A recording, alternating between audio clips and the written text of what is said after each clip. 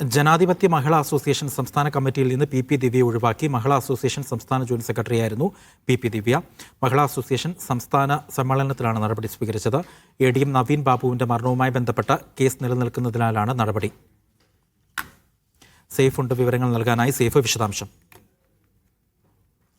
P ദിവ്യ party നടപടി നേരിട്ട് ഇരിക്കുന്ന ആളാണ്. നവീൻ ബാബുവിന്റെ മരണവുമായി ബന്ധപ്പെട്ട് ജയിലിലായിരുന്നു കുറച്ചുനാൾ. പിന്നീട് പാർട്ടിയുടെ അച്ചടക്ക നടപടി സ്വീകരിക്കേണ്ടി വന്നു. അതിന് പിന്നാലെയാണ് ജനാധിപത്യ മഹിളാ അസോസിയേഷന്റെ സ്ഥാനത്ത്, ഔദ്യോഗിക സ്ഥാനത്ത് നിന്ന് പി ദിവ്യയെ ഒഴിവാക്കിയിരിക്കുന്നത്. സംസ്ഥാന കമ്മിറ്റിയിൽ നിന്ന് ഒഴിവാക്കിയിട്ടുണ്ട്. അതുപോലെ തന്നെ സംസ്ഥാന ജോയിന്റ് സെക്രട്ടറിയായി പ്രവർത്തിച്ചു വരികയായിരുന്നു പി ദിവ്യ. അവരെ ഈ കേസിന്റെ അടിസ്ഥാനത്തിലാണ് തൽക്കാലത്തേക്ക് മാറ്റി നിർത്താൻ വേണ്ടിയുള്ള തീരുമാനം സംഘടന എടുത്തിരിക്കുന്നത്.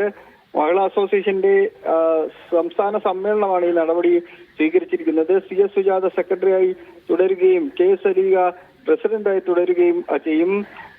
ജനാധിപത്യ മഹിളാ അസോസിയേഷന്റെ സംസ്ഥാന കമ്മിറ്റിയിലേക്ക് അത് 116 പേരെ തെരഞ്ഞെടുക്കുകയും ചെയ്തിട്ടുണ്ട്. എന്തായാലും പി ദിവ്യ പാർട്ടി അച്ചടക്ക നടപടി നേരിടേണ്ടി വന്നു. അതുപോലെ തന്നെ നവീൻ ബാബുവിന്റെ മരണവുമായി ബന്ധപ്പെട്ട് ജയിലിൽ കിടക്കേണ്ടി വന്നു. ഈ പശ്ചാത്തലത്തിലാണ് അവരെ സംസ്ഥാന ജോയിന്റ് സെക്രട്ടറി സ്ഥാനത്ത് നിന്ന് തൽക്കാലം മാറ്റി നിർത്തിയിരിക്കുന്നത്.